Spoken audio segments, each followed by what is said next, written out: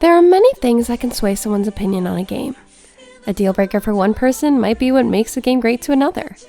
Typically, whether or not I enjoy a game comes down to 5 main sections: story, characters, combat, exploration or side quests, and music. Not necessarily in that order. Now, without further ado, let's get into my thoughts on Rune Factory 1. I am so excited to finally be talking about Rune Factory on the channel. For those of you who don't know, Rune Factory is a spin-off Harvest Moon series described as a fantasy Harvest Moon. And it is exactly as it's described.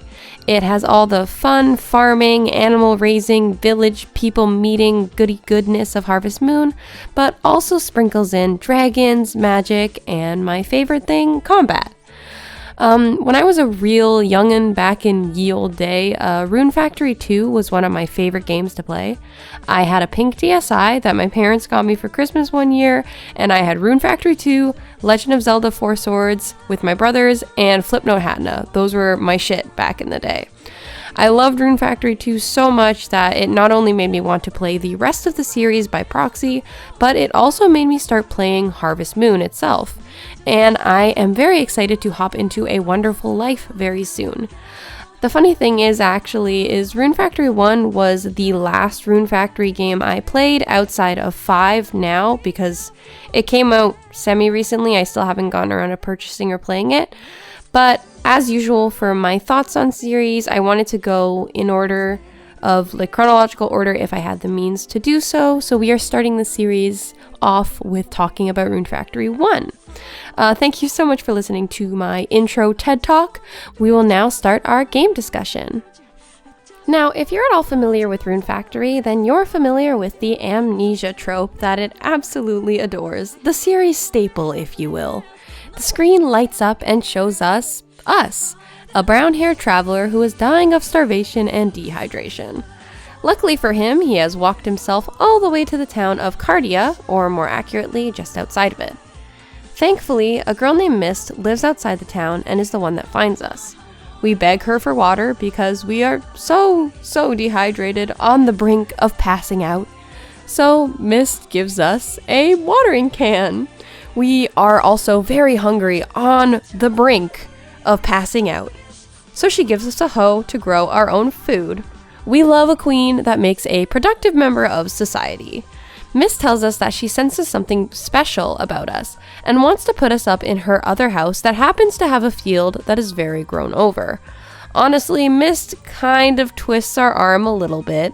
Raguna is just too polite, but really, he has nowhere better to go because, he doesn't even know who he is, so where's the harm? The game lets us pick out our name. I chose Raguna, not AG this time, isn't that crazy? Because Raguna is the canon name for him, the default name, I guess. And it reminds me of Final Fantasy VIII, so I like it, so I kept it. And yeah, that's our name. So Mist takes us up to the farm to give us the lay of the land, but unfortunately we get attacked by an orc. I quickly dispatch of it, obviously, because I'm cool, tough, and strong. And here we learn about a kind of important lore tidbit in Rune Factory, in that all weapons and tools are enchanted with a magic called Retornin. So when you defeat a monster, it isn't killed and is instead sent back to the Forest of Beginnings. I really do like when games take the time to explain where monsters come from in their world and what happens when we kill them and why we have to kill them. So I really do like that Rune Factory takes the time to explain how they're summoned, where they go, what's the whole deal with them. Honestly, my interest in that little piece of world building probably stems from Final Fantasy X being one of my favorite games, because they do a really great job of explaining where the fiends come from and why we have to kill them and everything like that. So I just really enjoy when a game takes the time to do that, and Rune Factory is one of the series that does. From this interaction, we also learn about Earthmates, who are people that can summon and communicate with monsters and, the Earth. Every Rune Factory protagonist is either a Earthmate or speculated to be an Earthmate, so it's also a pretty important lore drop. After all that exposition is out of the way, Mist shows her appreciation to us by officially letting us move into her house and work her field. Thanks, Mist! I named my farm Rainy Farm. That way it still carries the intention of being named after Mist without it being so on the nose. And Mist likes the name, so we're chillin'. When you start the game, there isn't really much else to do besides plow your fields and head into town to meet people, so let's talk about some of the townspeople. So, while I remember Rune Factory 1 having a lot of rather bland bachelorette options, I do love the varying characters and how interrelated a lot of them are. I'll get more into what I mean by that momentarily, but I will start by introducing the eligible bachelorettes. Felicity is the daughter of the mayor.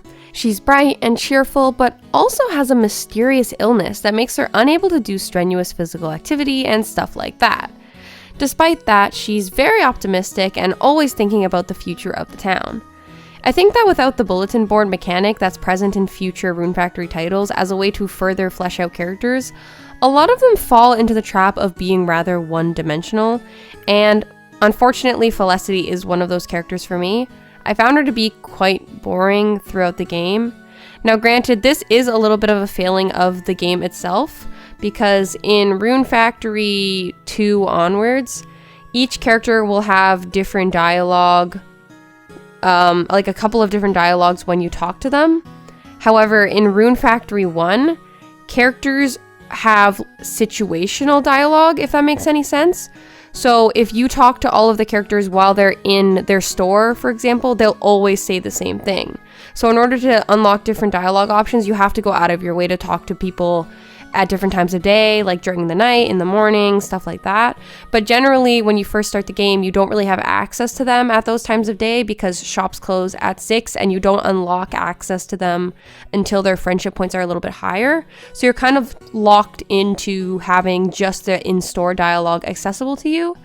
And in my opinion, by the time you get to the point where you can unlock talking to them at different times of the day, it's just not as convenient because in order to raise people's love points and friendship points, it's imperative that you talk to them every day. So it's usually most time efficient to just do it all right when their store's open and just get it all done that way. So yeah, a lot of the time I didn't really get to see any of the additional dialogue because I just didn't really go out of my way to find it. So again, this might just be a failing of the game, but in my opinion, I thought Felicity was one of the more boring characters. The thing, however, that was really funny with Felicity was her actual illness. So as I mentioned, it was very mysterious, but I was in the library one day with Ceci, and she told me that she read the book Cursed Stone Legend, which you can also read, and essentially says that out in the world there is a rock, and this rock looks exactly like a normal rock, but it's actually bad luck, and it will bring misfortune upon the person who has it. And if you guys know Cecilia from either Rune Factory 1 or Rune Factory 2, you know that she's a rock kid. She's a rock gremlin. She just loves anything that is a rock. She wants it. She collects them. So she read this book, and she was so scared that one of her rocks is like the bad luck rock that she was like, I'm gonna throw out all my rocks.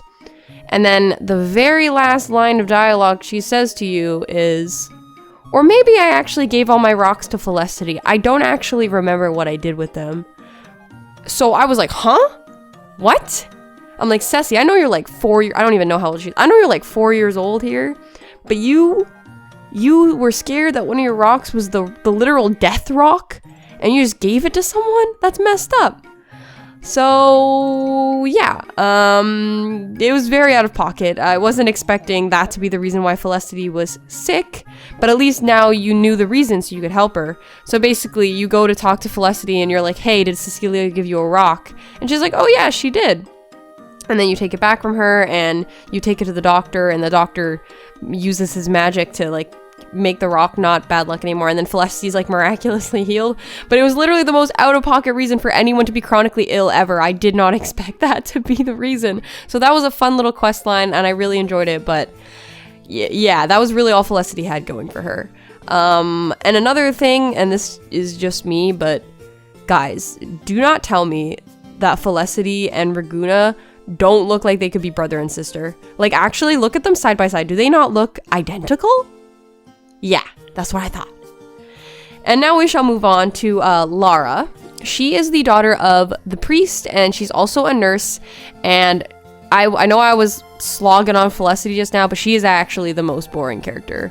She looks cute. She has a very, very nice design. I really do like her design. But her contribution to any conversation throughout the game is never more than, "Oh no, you're going somewhere dangerous. Please be safe." I apologize, Lara lovers. She was just not for me. Then there's Rosetta. And honestly, I do find her pretty entertaining because she has that whole like made up rivalry with Mist. Like she thinks that they're like rivals and they have been for forever, but like Mist literally never acknowledges this rivalry once in the entire game. So it's really funny. But I also low-key find Rosetta to be a little bit pushy, and I don't really like that in a partner. So I wasn't gonna marry her, even though I did find her fun to be around. Next, there's Tori, who is your stereotypical, like, shy bookworm character. She's pretty cute, and some of her daydreams were, like, kind of out there, so they were entertaining. Like, she just always had something, like, weird to say. Like, you'd go up to talk to her when she's on the beach, and she'd be like, "Sometimes I imagine a merman coming and sweeping me out to sea," and it's like, what? Huh? It's obviously been a while since I've actually like talked to her on the beach because I don't remember what exactly her daydream was, but like some of them are just really out there. They're very entertaining. They add to her character. But I was just very like lukewarm on her. I wouldn't have minded marrying her, unlike the other 3 options I mentioned, but I don't think she would ever be my first pick. Melody fell into the same category as Tori. She was like the wannabe witch who ran the bathhouse. And while I liked her and I found her silly and fun to talk to, she was kind of meh to me as well. Maybe I'm just picky, but also like Camus also really likes Melody, so I didn't want to like get in the way of that as well. I will mention before I get into like some of the other bachelorettes though, what I do really like about Rune Factory 1 is that unlike in the other games, where the way to increase everybody's love points is to talk to them and give them gifts, like that's just how you do it. Rune Factory 1 has like unique requirements for each character depending on what they like and what they look for in a partner.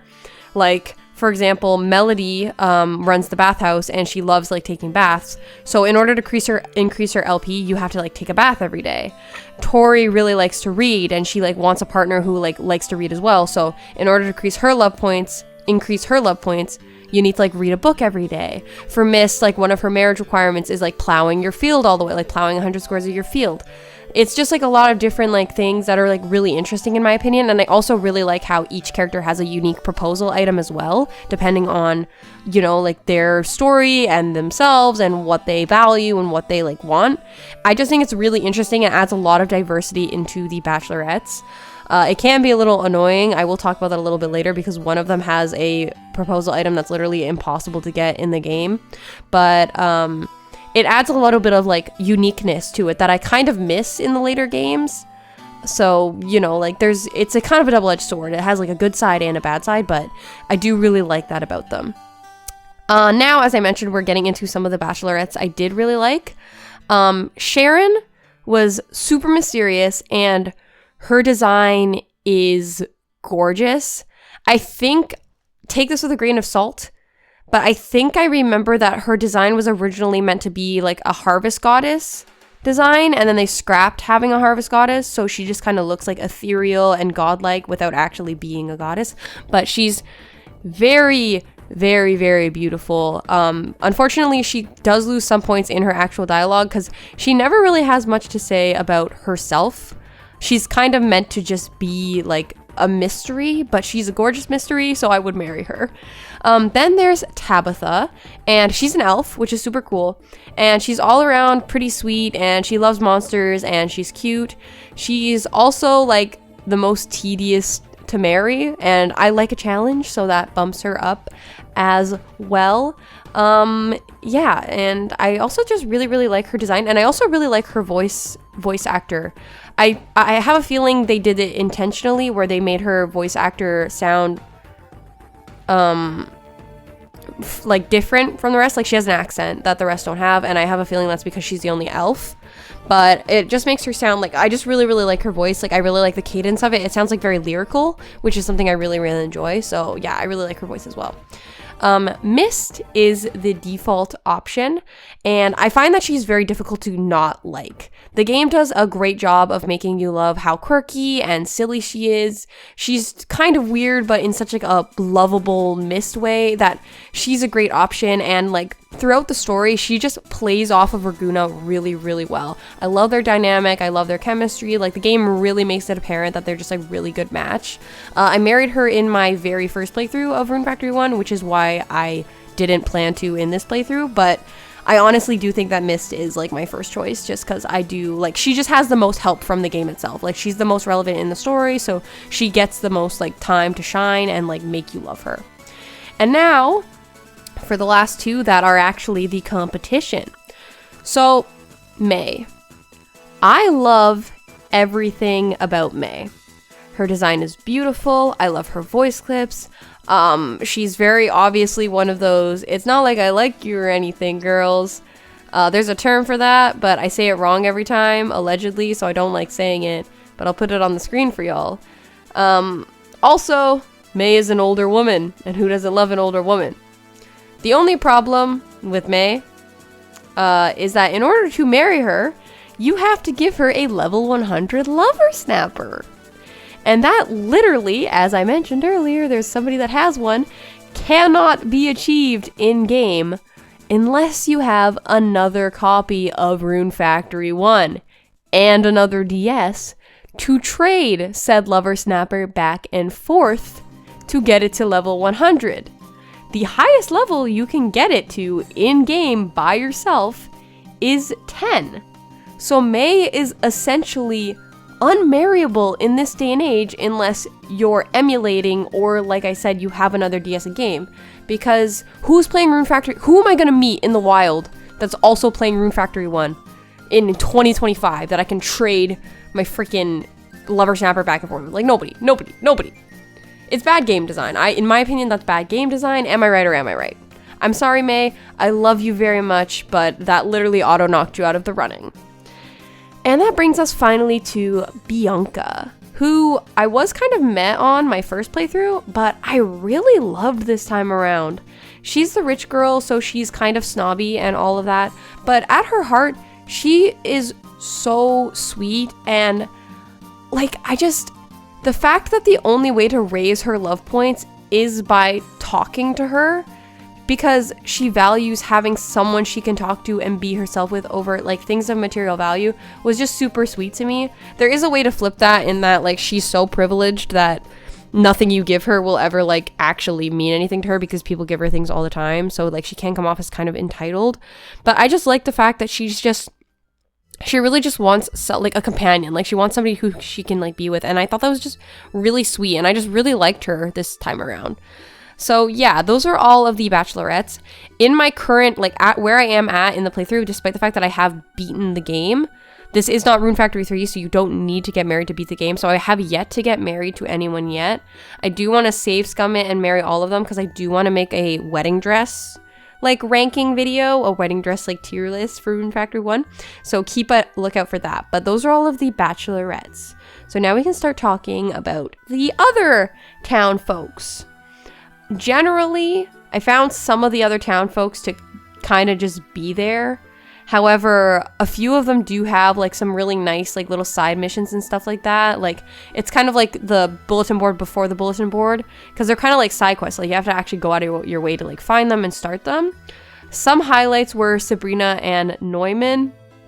And guys, like these two had some crazy tea with their marriage and their divorce, and then you can get them back together through a side quest, and their son doesn't even know that Neumann is his dad.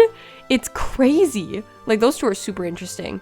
Leo the blacksmith, I liked because he was a fake dwarf. I thought he was a real dwarf. He looked like a dwarf and he spoke like a dwarf, but he was a human who was trained by a dwarf. So he was like, yeah, I just act like a dwarf.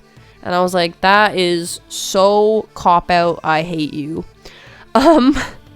And now, of course, I have to talk about my favorite character, my favorite townsperson, Xavier. I love Xavier. He is just such a silly, scrunkly little guy. I have and I will continue to say that I just wish that he didn't think that I loved Mist as early as he thinks it, because literally I'm just here like, bro, be my friend, I love you, I just want to be your friend, and he's out here like, I'm gonna beat you for Mist, Mist will love me and not you, and I'm just like, Xavier, no. But yeah, he's definitely my favorite. I just think he's like really silly and I like him. A lot of the other townsfolk didn't have much going for them side quest wise, so they don't really get name drops, but like a couple I can think of off the top of my head. I really liked Russell. He was the owner of the bookstore.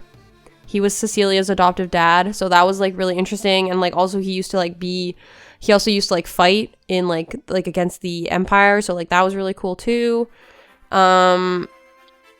Yeah, the doctor guy was whatever. He had a weird mustache, but I don't really remember much about him besides the weird mustache. And who else was there? Oh, and then there's the guy that runs the bar. You can find like some alcohol for him. Like he's cool, he's okay. But yeah, that's really all I can think of. Like a lot of the characters are pretty forgettable in my opinion. Yeah, I will say that the lack of substantial side stuff to do is what brings Rune Factory 1 down a bit for me compared to future titles. Like, don't get me wrong, it, as I mentioned earlier about like certain townspeople, it does have meaningful engagement with the villagers. There's plenty the game itself offers, like the proposal items and everything like that. Like, you know, there is stuff to do and there is substance, but I definitely see why the request system was added later in the series. And I really, really appreciate it more when experiencing a similar game that does not have that system implemented yet. So, yeah. But back to the main story so I can tell you what I thought about all of the dungeons. As you begin to plow your fields, Mayor Godwin gives you access to Carmite Cave in order to achieve further land development. Yeah! Inside the cave, you discover these weird devices that are summoning monsters, which should not be happening. We end up going deep cave spelunking, and Mist and I discover a greater demon at the bottom of the cave, which definitely shouldn't be there. We think that it's also related to the strange devices, and obviously something nefarious is going on, but you can't know what you don't know, so all we can really do is send the greater demon back to the forest of beginnings and wait to see what happens. One of my favorite things about Rune Factory dungeons, this first one in particular, is that on every floor, someone finds you to give you something or some valuable insight. It's Mist, Ivan, and Xavier in this dungeon, and I just like it because it makes them feel more involved, and it's probably why Mist and Xavier are two of my favorite characters, because they are more involved with the actual story and the dungeon processes, and that is what makes them more interesting to me, I think.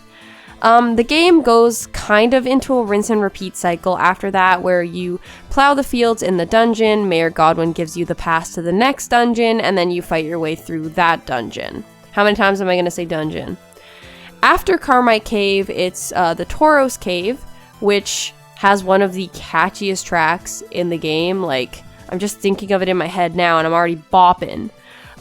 This is also where the love rivalry between you and Xavier over Mist becomes very apparent, which is tragic, because Xavier, you're literally my favorite character, and we're fated to be rivals. For no reason, I'm not marrying Mist this time.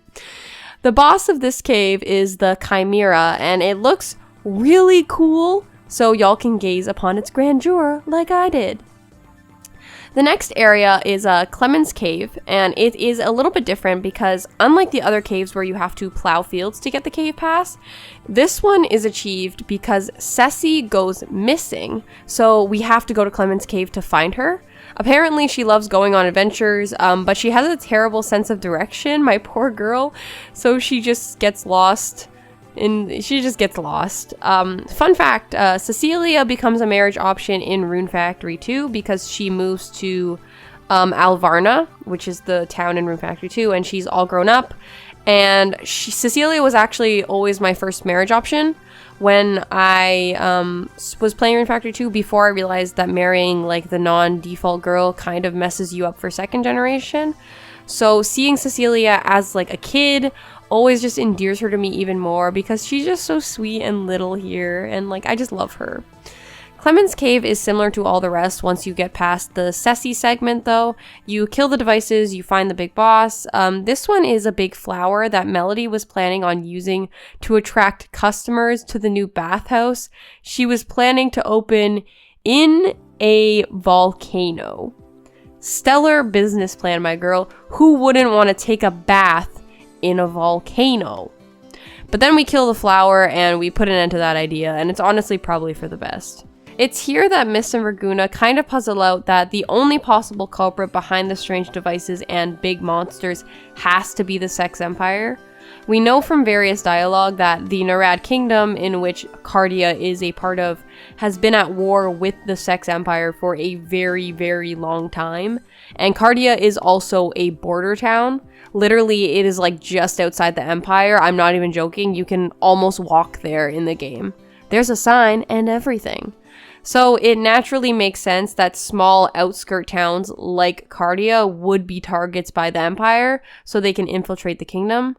However, Mist argues the exact opposite of that and says that the Empire would have no reason to infiltrate such a small town and that only time will tell. They have to keep it mysterious because we still have like 3 or 4 dungeons left. After Clement's Cave comes the Gigant Mountains, which houses both my favorite track in the game and also my favorite boss, the Dragon Grimoire in quotations. It's said to be a servant of the gods or even a god itself, and it gives us the item, the Grimoire Scale, which can be forged into Sharon's marriage item. This is also the first dungeon where after beating the boss, we get a real concrete clue as to what's going on. So once Mist and Raguna clear the scene, this bad bitch in pink teleports in and talks about like this plan she has, or they have like this plan. And then she also evil laughs, just so we know that she's evil. It's very important that that happens. And honestly, it's one of my favorite character moments in the game, because teleporting in, hitting the and then just teleporting out as your first meeting, that's a power move. Like, I've literally never been more terrified of someone in my life. The next cave is Misty Bloom Cave, and this cave is just the worst. It's very tragic because you literally have to wait until winter to access the cave. And I got this dungeon pass on summer 10 of my first year. I had to wait 2 months to access this cave. So I finally made it to winter. I spent 2 months cooking and fishing and trying to upgrade my house, but y'all, 2,000 wood and 200,000 gold for the house upgrade is so much wood. It's too much wood. The gold's whatever, but the wood? No, it's too much wood. Needless to say, I was still a bit short by the time winter rolled up, but at least I could do the cave now. So the thing about Misty Bloom Cave is not only do you have to wait till winter to access it, but that also means you only have 30 days to be in it, which sucks because it's also one of the best fishing spots in the entire game. There is like at least 10 fish that you can literally only access in this cave, so that's like really frustrating. And also, the thing about Misty Bloom Cave is it's short, the dungeon's short, but the boss is very, very cancerous. Like, just putrid vibes, rancid even. So the boss is a siren to keep up with the whole like water beach theme the cave has going on. However, she's only vulnerable for certain windows because the rest of the time she's under the water.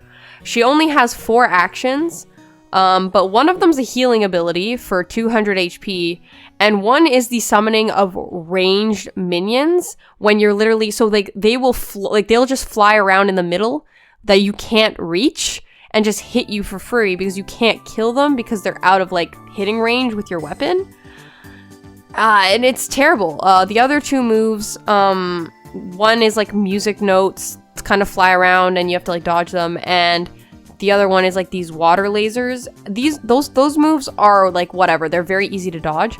So sometimes this boss just really felt like RNG for how easy or difficult the run would be. Like, if she used predominantly the water laser move and the music note move, like, you'd kill her, like, super easily. But if she used, like, the healing ability all the time, or, like, the minion summoning move all the time, you were cooked. You were cooked. Like, I hated this boss. I hated it. I hated it. I hated it. I hated it. This cave also just doesn't really offer much for story development besides reaffirming that Raguna is, in fact, an amnesiac. But I did just have to talk about the cave just so I could tell you about the absolute poopy head of a boss. So, fortunately, after Misty Bloom Cave, there's only 3 more dungeons. The end is finally in sight. The Casimir Ruins is the first in the lineup, and I really love this dungeon because it's short. It gives us more information about Sharon, whom I love. The music is really great, and also this is the dungeon where you can get the Stolar's Chalice for Sabrina, and that's the quest item to get Sabrina and Neumann back together. As I mentioned a little bit earlier, you can get them like remarried. That's the item you need to get, and you can finally get it there. So it's pretty nice. After Casimir Ruins, Mayor Godwin gets more and more reports of the Sex Empire being active in Cardia, in particular in Danan Cave, where there's rumored to be their latest weapon. So obviously we have to go and investigate, because what if they're building a super mega death tank in there and we don't even know? So yeah, Danan Cave, easily the worst dungeon so far. You know how I just talked all that shit about Misty Bloom Cave? Easily the worst. It's like the game knows that you're like getting very close to the end, so it's just trying to slow you down as much as possible. You have to grow 5 fields of crops, you have to like hunt down a key on top of like the normal destruction of the monster summoning devices. Like, this dungeon is just so tedious. Fortunately, it does have the most payoff, because you do officially meet Lynette, who is the bad bitch in pink who mwah herself in the first meeting. Yeah, that's her. And then she tells us the Sex Empire's master plan, mwahahaha, or at least part of it. It turns out that the dragon we killed on Mount Gigant was not Grimoire. It was just some like regular ass boring dragon, and Grimoire is actually a world's devouring thing that the Sex Empire wants to control. And that's why Lynette's been overseeing this project of summoning monsters using the devices in the caves called shifts. That's what the devices are called. I forgot to mention it earlier. They're called shifts. Because they want to control the Grimoire, probably for more military conquest, because that shit don't end. Lynette calls Mist and Raguna stupid a few times, and then Raguna's all like, but what if I just fight you? So then Lynette sicks like this tank on us, this super mega death tank that I mentioned they might be building, and we annihilate it because that tank wasn't shit. Lynette leaves after that, and Mist asks us why we aren't chasing her. But, like, Raguna's playing this game in true pacifist mode, because he's just like, no, I will not hunt her down. I also want to note, again, that the interactions between Raguna and Mist during the main story really do cement her as the best choice Bachelorette-wise, just because their chemistry is really good, they play off each other really well, the end of this dungeon is just really, really funny, and I really like it. But finally, we make our way to the final dungeon, Greed Cave, which is thankfully pretty short and simple to navigate, but unfortunately, the difficulty spike is pretty brutal. I stopped here to take some time and like level up my equipment and stuff, but I also like didn't really want to spend tons of time grinding. It was at this point in the game where I was getting kind of burnt out on it, and I didn't like really want to be playing it anymore, but I also just like wanted to finish it because I was so close to the end. It was here at this point in the game that I checked like my other save file from my first playthrough was on, because I just wanted to know like what equipment I had on and what level I was at to like beat the final boss. And it made me kind of sad because like it was very evident that on that file I had like way more fun with the game by that point in time than I had been this playthrough. Because like I had full equipment, I had everything leveled up, I had everyone at max love points, my shipping guide was almost fully filled out. Like it was the file of someone who obviously like really loved the game and like really enjoyed engaging with it. And like for my second playthrough, I didn't feel that same amount of love. Like I enjoyed the game, don't get me wrong, I liked Rune Factory thus far, but I just like wasn't in love with it like I obviously was the first time around. Anyways, I hopped, skipped, and jumped back over to my current file, and I made my way to the end of the dungeon. And guys, I did not remember that the reason why the shifts and bosses were in the dungeon was because Lynette and the Empire planted them there specifically for Raguna because they knew he was a special Earthmate. They were even the ones that wiped his memory initially, and I literally did not remember any of that from my first playthrough. So I was literally just listening to all this again, like jaw dropped, probably the exact same way I listened to it the first time around because I forgot it all. But after all of that information is dumped on us and we're just dumbstruck, we start the final boss fight against Grimoire, aka Terrible, the dragon god of the earth. I died here quite a bit, so I actually did end up deciding to grind a little bit. And this is where I really started like doing foraging, doing accessory making, doing the cooking and the medicine making. Like I really like locked into that stuff.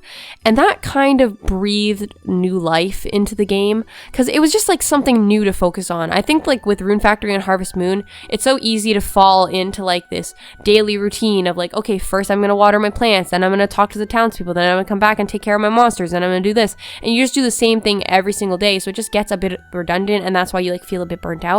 But as I started like unlocking new things to do, like I was getting like more and more interested in it, and I was getting like excited about it again. So it was like really, really nice.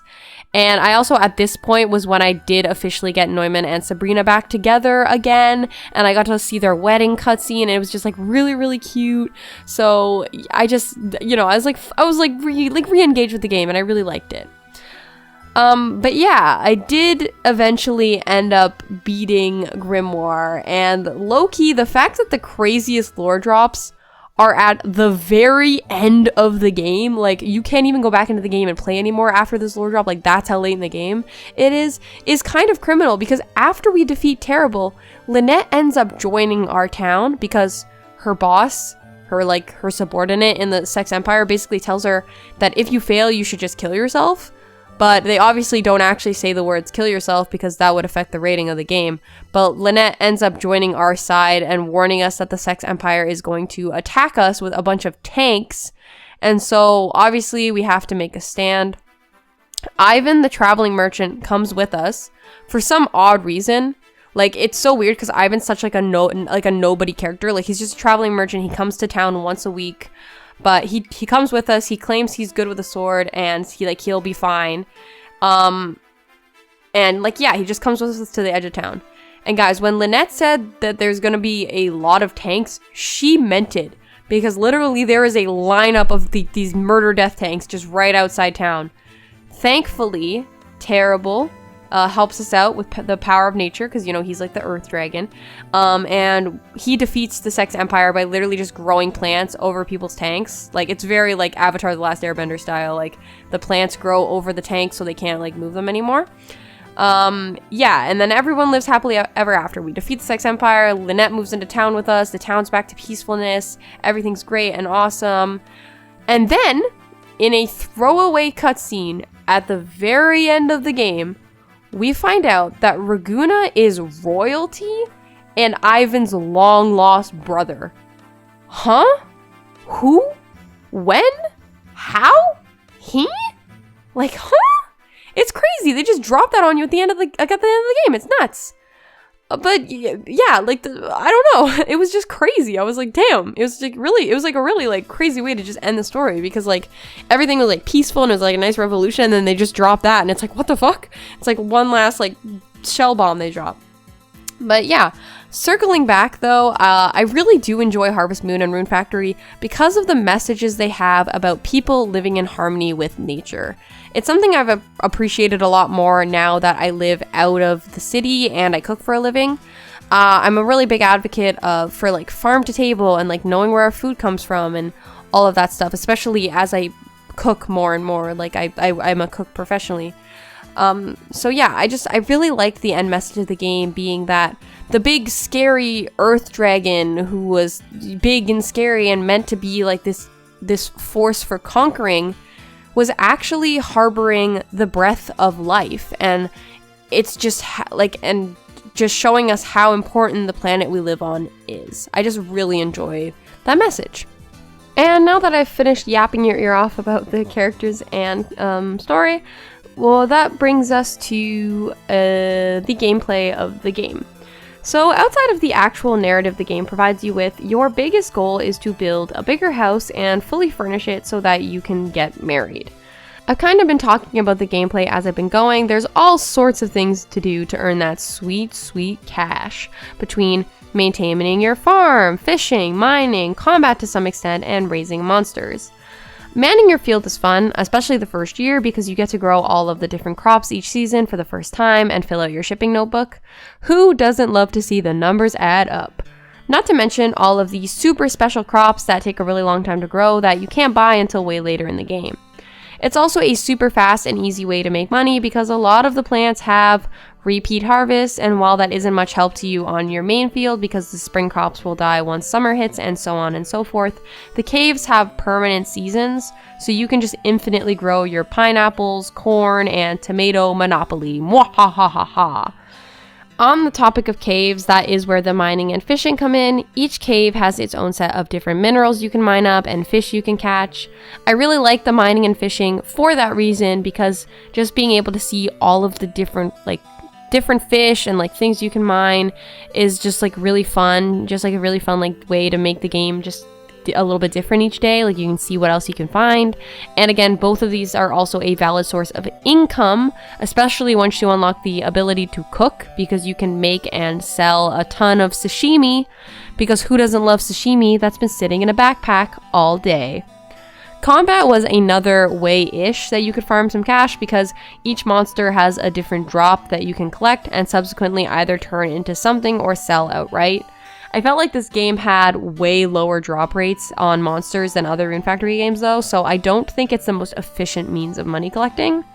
Befriending monsters is also pretty similar to regular Harvest Moon's raising animals, except in Rune Factory, you have to pet them whilst they are actively trying to kill you, rather than just buying them from the store.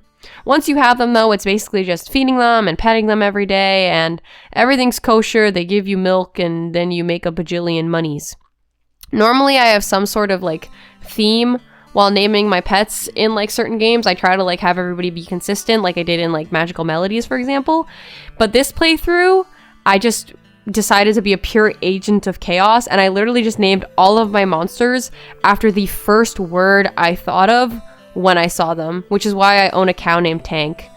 I really enjoyed cooking and accessory making, even though I didn't unlock accessory making until almost my second year, because it was just, I don't know, I didn't do it, I didn't unlock it that early. But the cooking and accessory making, as I mentioned, kind of breaks up the daily routine that you can very easily fall into with Harvest Moon games.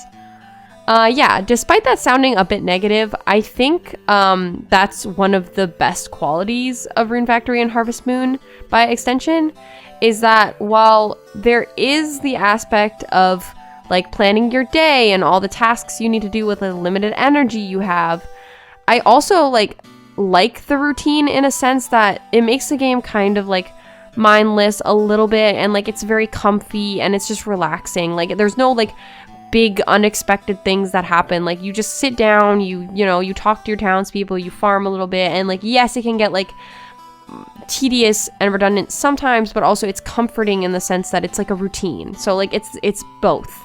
It's both. This is kind of related to that point in the sense that I almost think that my enjoyment of life sim games in general is just directly linked to how much free time I have in real life. Because I really fell into Harvest Moon and Rune Factory during COVID times because I had a lot of time on my hands. So games like those that are huge time sinks don't feel so strenuous to play, because it's not like now when I only have an hour a day of free time to play a game. Again, not to say I didn't enjoy replaying Rune Factory, but again, it's just those games are just a little bit tougher in my opinion to fall into if you just have less time to do things. But yeah, maybe that's just me. Now, of course, I have to have a dedicated section to the music. And really, the funniest thing about Rune Factory's music is you don't expect it to be as good as it is. Like, bro, you're a life sim game. Why do you have so many hard dungeon themes?